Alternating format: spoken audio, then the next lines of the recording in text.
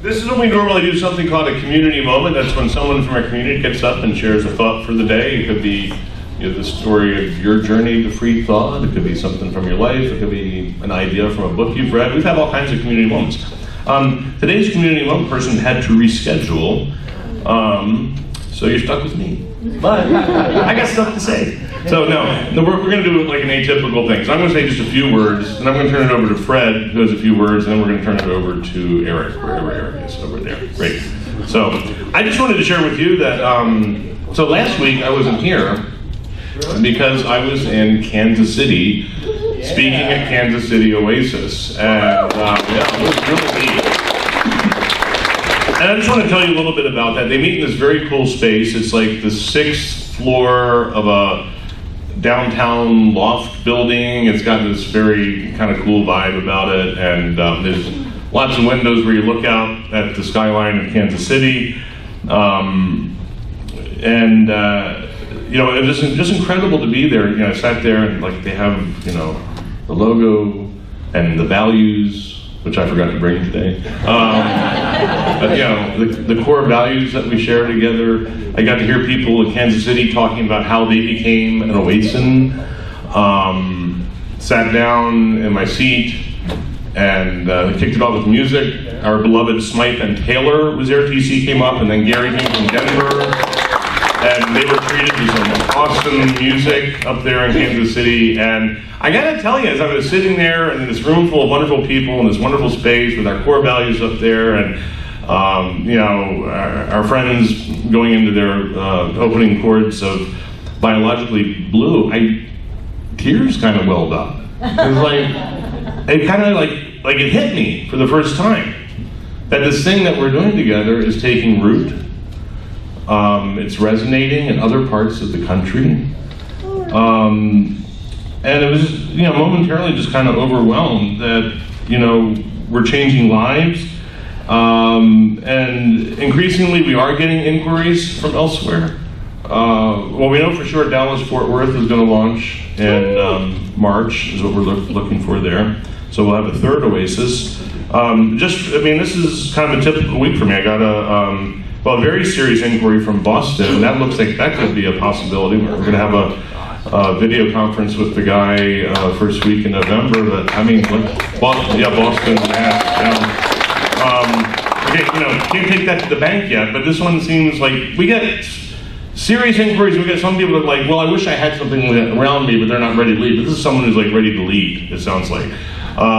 Just yesterday, got an email from someone saying, you know, how can we start an Oasis in Ontario, Canada? That was yesterday. And so,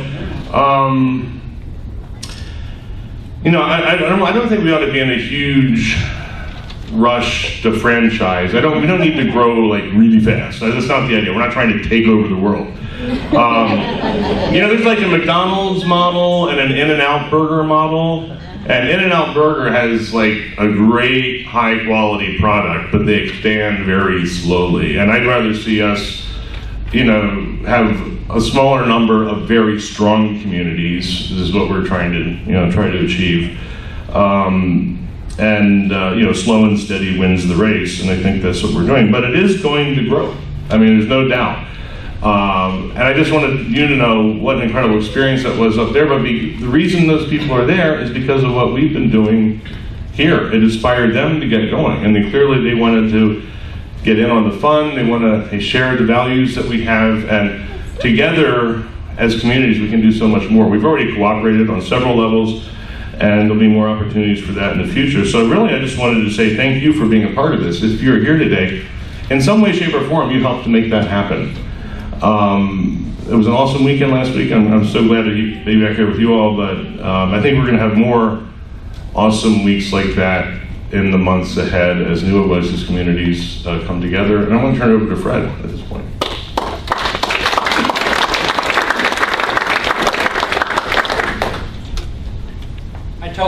I told the story to Mike a couple of weeks ago, and he asked me to repeat it to the entire group.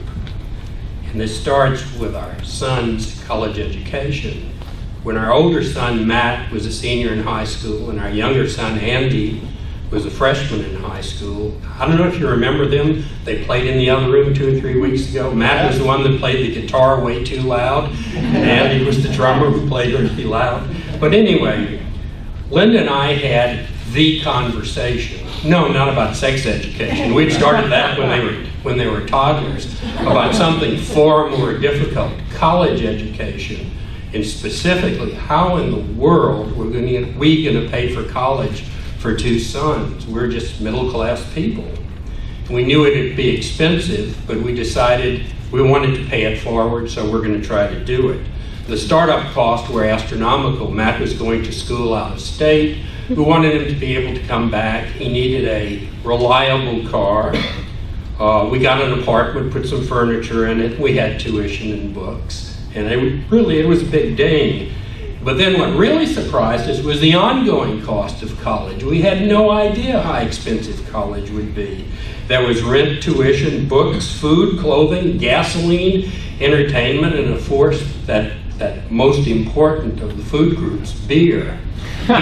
He was going to school in Louisiana, and the legal drinking age was 18 there, and he took advantage of that. And yeah, we did have to make some sacrifices. And I remember a couple of instances.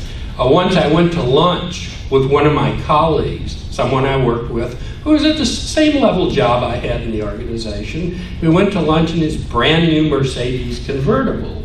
At the time, I was driving a Nissan Sentra with 110,000 miles on it.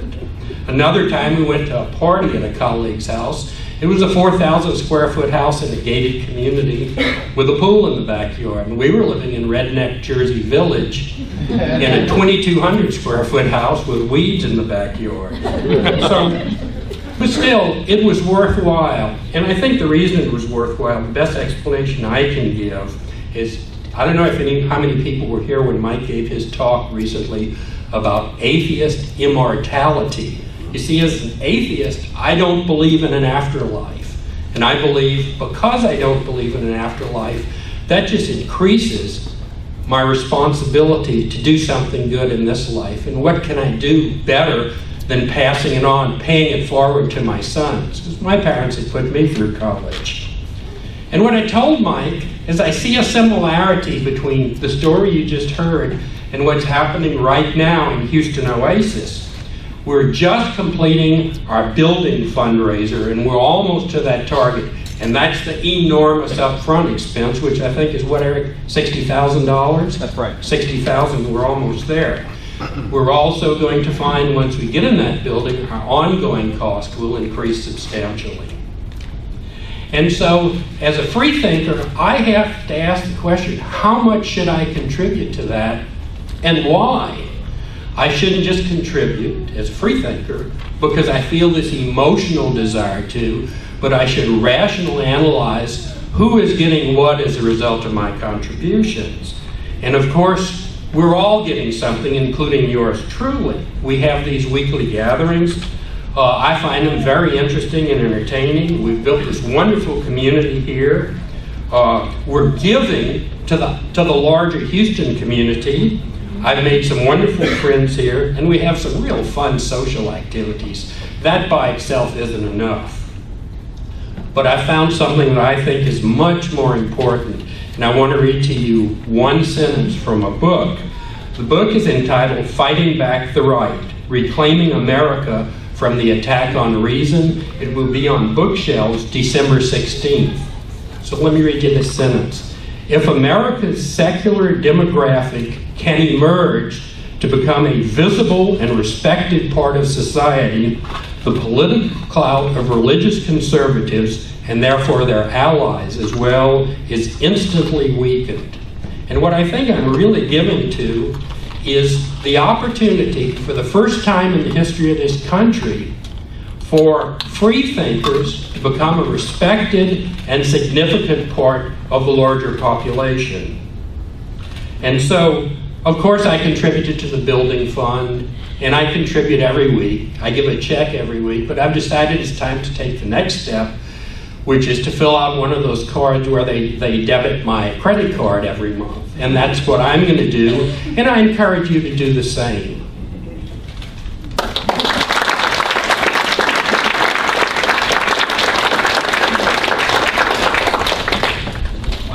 Fred. I decided to bring my clipboard up here because I think it lends to my credibility a little bit. Anybody that walks around with a clipboard is instantly more of an expert, which I may be, but I also may not be. What's that? Unlike a t-shirt. Unlike, what? No!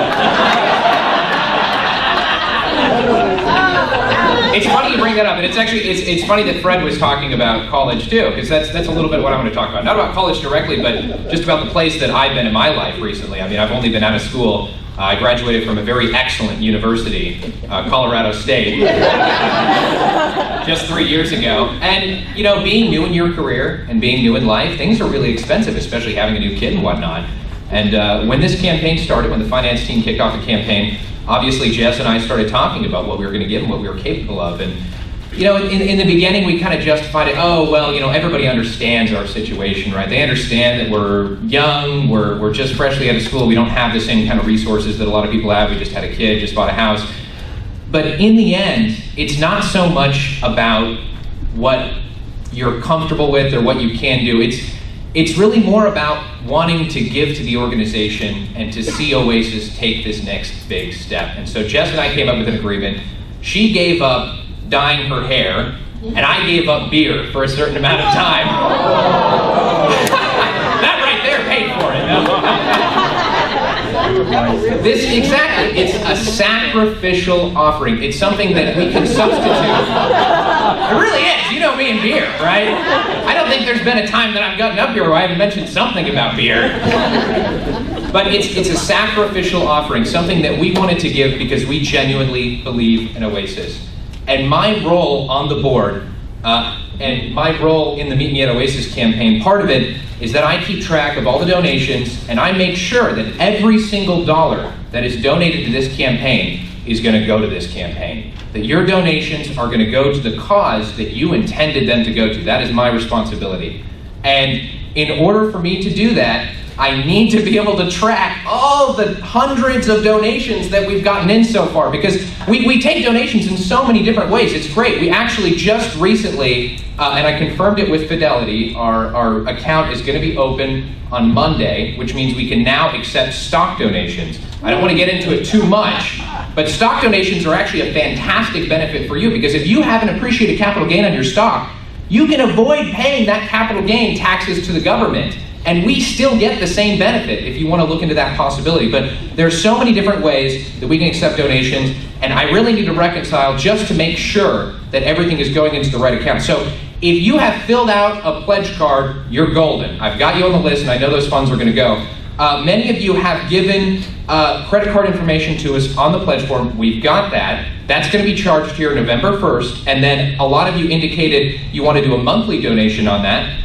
That is going to be charged on the date you indicated in November, so you can look out for that. If you don't see it charged for whatever reason, you can talk to me and make sure that everything's been put in correctly. But a lot of you have indicated pledges and have not yet indicated how you want to do that. If that's the case, during our coffee break, which is going to be coming up shortly, please come talk to me just so I can get it down on the list and we can figure out exactly how we want to take care of that. But really, ultimately, I'm just up here to say, again, thank you so much for your generosity. Absolutely everybody here has done so much to contribute to this organization. And at our fundraiser, like we said before, we raised $52,000 of the 60. It's not quite there, but I am confident that we are going to raise the funds we need to get into this new building. And really, there's no sense in selling ourselves short. We are capable, like Fred was saying, of being the next major thought movement across this country. We're capable of changing the course of history with how Oasis is spreading, like In-N-Out Burger. So thank you so much for your donations, and during the coffee break and also at the meeting, please come and see me if you'd like to check on your status or let me know how we can fulfill those pledges. Thank you.